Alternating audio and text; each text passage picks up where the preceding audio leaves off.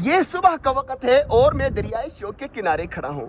ناظرین، گزشتہ چند دنوں سے سردی کی شدت میں شدید اضافہ ہوا ہے۔ ٹھنڈک اپنی چرم پر اور سردی اپنی جوبن پر ہے۔ ٹھنڈے ٹھار موسم، کڑاکے کی سردی، یخ بستہ ہوائیں خون اور ہڈیوں کے اندر گودا کو بھی جما دینے کو ہے بے چین و بے قرار۔ اس لیے ہمیں رہنا چاہیے سترک اور ہوشیار۔ اگر سردی کی یہی اکرامک رخ و انداز اور جارحانہ روپ اور رفتار برقرار رہی تو کبھی امکان ہے کہ اگلے چند روز میں یہ دریا جم جائے گی اور اس کے اوپر کرسٹل نما خوبصورت برفیلے میدان بن کر سج جائے گا۔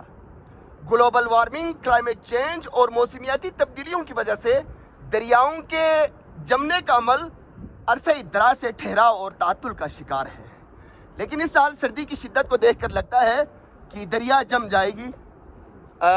آپ دیکھ سکتے ہیں کہ جمے ہوئے برف کے ٹکڑوں کے تختے دریا میں پانی کے اوپر مانو کی تیر رہے ہیں۔ ویسے یہ خوشائن بات ہے کہ ٹھنڈ بڑھ گئی ہے، کیونکہ سردی کی وجہ سے گلیشیئر بننا اور بڑھنا شروع ہو جاتا ہے۔ گلیشیئرز کی پروڈکشن اور پیداوار میں اضافہ ہوتے ہیں، اور اگر سردیوں میں سردی کم ہو تو گرمیوں میں گرمی کی شدت سے باقی ماندہ گلیشیئر پگھل کر دھیرے دھیرے ختم ہوگی۔ پھر آئندہ آنے والے وقتوں میں شدید خدشہ ہے کہ گلیشیئر کی پگھلنے، گھٹنے اور کمی کی وجہ سے پانی کا بحران اور قلت پیدا ہوگی، جو انسانی اور دیگر جانداروں کی بقا کے لیے سنگین المیہ ثابت ہوگی۔